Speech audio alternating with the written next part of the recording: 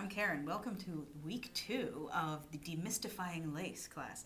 Today I'm going to be talking about how exactly we get the same yardage by, depending on wraps per inch for all of our lace yarns. That was a question that we got in the comments. How to choose color and fiber type for your project, how to wind the lace yarn into a ball, and exactly what to do with it from there. So first, we're going to talk about wraps per inch. In last week's tutorial, I talked about how all of our lace yarns have different wraps per inch, meaning some are finer, some are a little bit thicker, and yet they're all about 440 yards per 50 grams.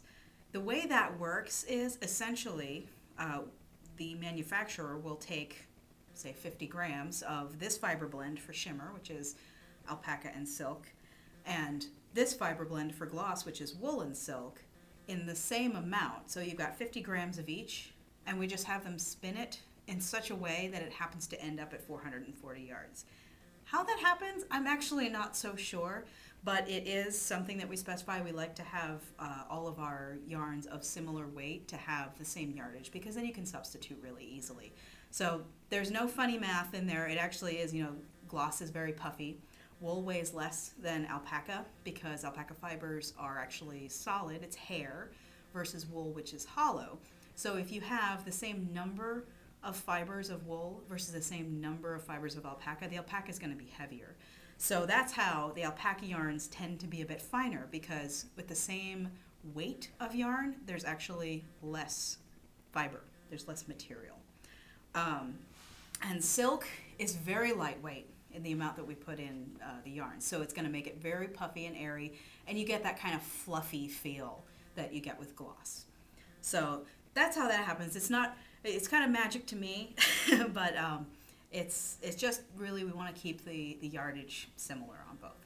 So that said, how do you pick a color and a type of yarn for your project? Well, it depends on what you're doing.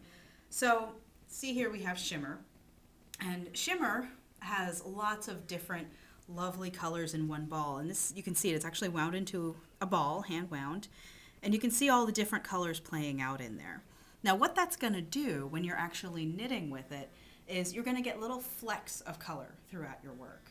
If you have something that is very detailed, a lace project that has a lot of different details, beads and noops and lots of yarn overs, lots of patterning, this kind of a color probably wouldn't work for that, because then you've got the textural color pattern versus your textural yarn overs, beads, and other types of patterning.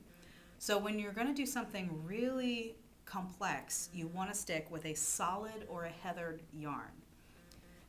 The shimmer is really great for simple projects because it adds a lot of visual interest without adding a lot of difficulty, because essentially you're adding the visual interest just by the yarn itself and not actually doing anything to the yarn. So if you were going to knit the lovely Rona Shawl, which I showed last week, you'd want to go with a heathered or a solid color. So speaking of the Rona Shawl, I have two of them here. One of them is a very pale blue and one of them is a dark blue. Now you can see here they have a very different visual appeal. So that brings me to, how exactly do you choose a color for the project you're going to work on? Well, one good thing to do if you have the resources is to swatch, because when you swatch you get to see, well, I'm going to wear this piece and I wear white t-shirts all the time. And you think, well, if I wear white t-shirts all the time, I better make it a dark color, because as you can see, you lose a little bit of the detail with this lighter colored shawl on the white table. But the darker colored shawl adds a lot of drama to the pattern, and you really get to see it more. But if you happen to wear dark colors and you're going to be wearing the shawl, wearing a light colored shawl is going to be a lot more advantageous over a dark colored outfit. If it doesn't matter and your favorite color is hot pink, do it in hot pink, because that's going to make you happy. That's usually how I choose colors. Whatever catches my eye, that's what I use. But just to show another example here, this is the Pyrifera scarf that came with the Chinook shawl kit. And here it is in, of course, hot pink, which is my favorite color.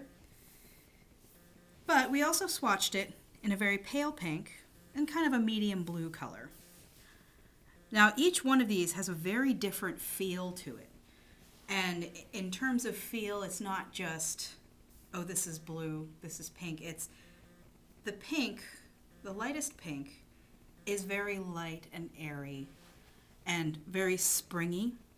The brightest pink is sort of a bold summer look, maybe even into early fall. And this blue is more of a winter look. So think about the time of year you're going to be wearing it. What color is your coat? Or what color is your favorite dress to wear to the opera? So thinking about how you're going to wear this and what colors look good on you, especially what colors look good with your skin, is going to be the best way to determine a color for your knitted lace project. So next, join me at the winding station.